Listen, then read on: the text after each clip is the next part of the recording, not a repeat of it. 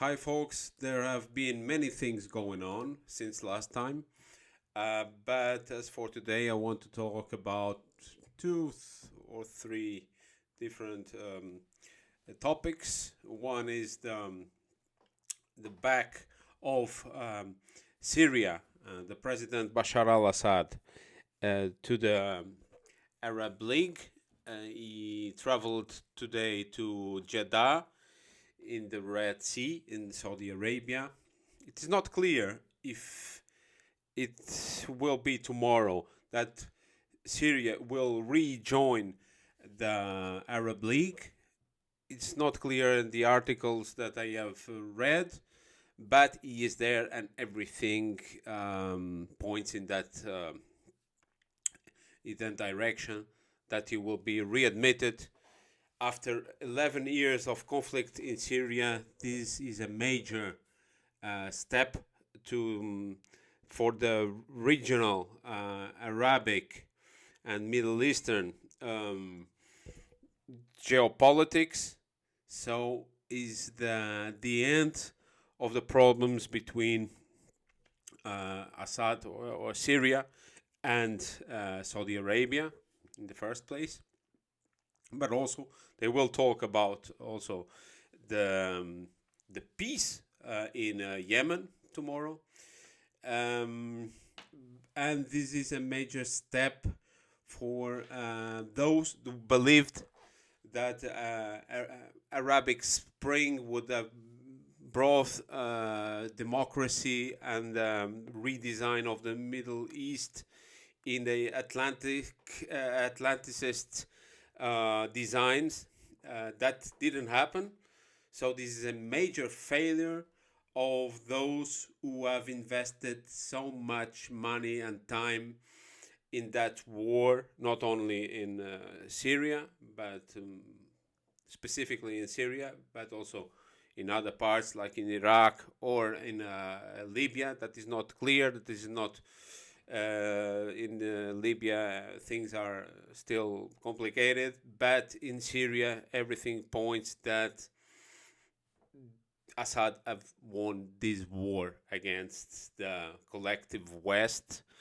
The territory is not everything is not taken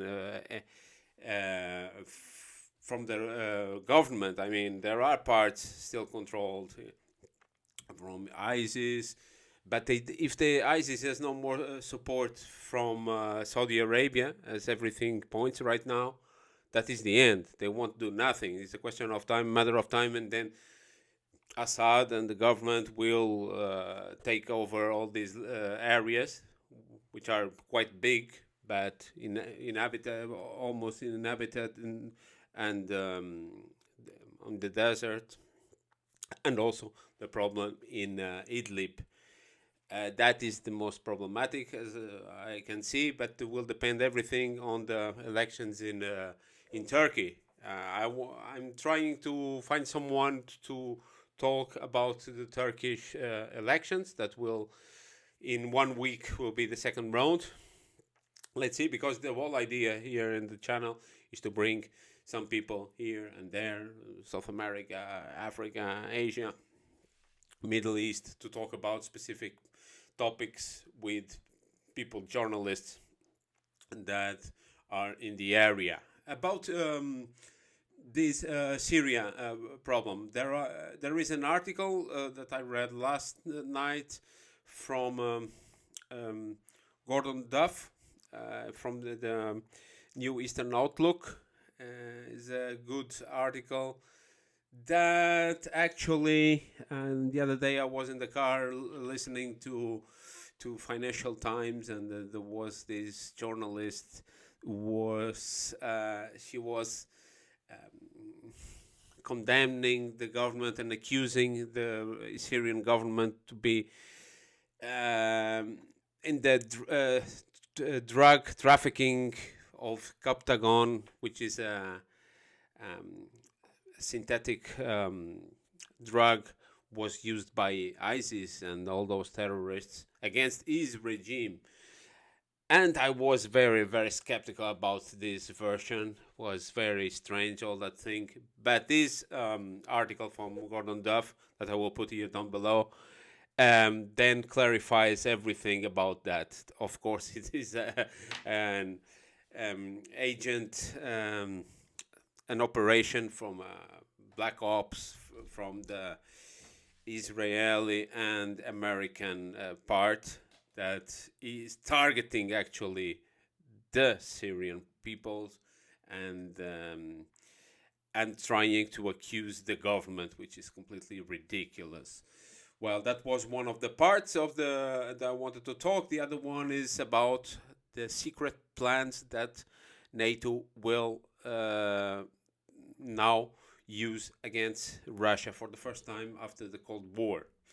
If you are used to the Operation Gladio, the stay behind cells, everything, although that story from the I think late 60s, 70s until the 80s, all the terrorist operations using left wing and right wing extremist groups with the big massacres like in the one in Bologna with 85 people died, with the bomb attacks. Those were black ops within the system, NATO system, with the secret information services from different countries. There is a journalist and a professor here in German language, especially, but it is translated to English as well. He is a Swiss guy, Daniele Ganzer. He talks. There's a lot of good lectures from him on YouTube. He had a lot of problems. I think he was expelled from his university. I think it was in Basel. So he now is doing his research, everything in the field from internet and privately doing some lectures around here in the center of Europe about many different topics, but one was specifically he was very specialized in was in the secret war against Soviet Union by the NATO secret operation. Was the secret NATO. So there is the NATO, official NATO, and the secret NATO. So today came with in the news week. I will put also here the link down below about this. It is not clear that these operations have anything to do with those from the 70s, but it catch my attention because it talks on the headline, I think, even that was secret plans and secret plans for the first time since the Cold War against Russia. This doesn't look good. Let's see what this will mean in the next times. And the third topic, very important, is the envoy, the guy that was in mission, the Chinese envoy to Ukraine, and is a special diplomat that will try to make a deal with the Ukrainians about a peace plan. He was received by Kuleba yesterday and before yesterday, I think, in Kiev, and he will travel to other capitals here in Europe, namely Berlin, and where else? Let me see. I'm sorry, folks. I was looking at this. Well, I don't have it here, but I think in France. I'm sorry, people. I lost the news here. Well, basically, you will deal with the major parts: Ukrainian, the Russians, the Germans, the French. I don't know if the English. Let's see what he gets, because NATO will, at the end, is the ones who are deciding, and they won't leave the Chinese take this trophy.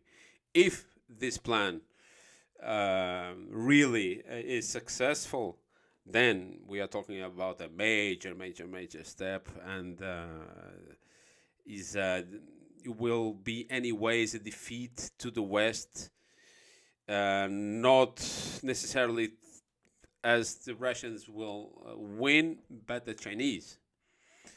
But let's see. This is the very first travel. And the other one, very interesting. Actually, there are more things and very important things. A lot of things happening now. But President Putin has signed today with Raisi from Iran the building of the train, the railway from Rasht to Astara. Okay, is one part of the north-south corridor, which is a big one, comes from Mumbai until St. Petersburg in Russia, and will make a new route for goods, for the transportation of goods, avoiding the Suez Canal. And this is a lot of money that will enter in Iran. That will start this part of the way. This is a railway part that will start now and should be Russia. Let me see here the news.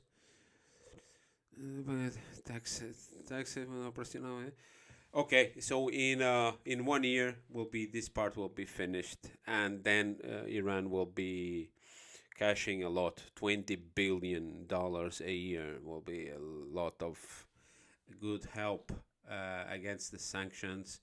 So now we are seeing a new alternative to the traditional routes that are dominated by the West and the sanctions and all these things.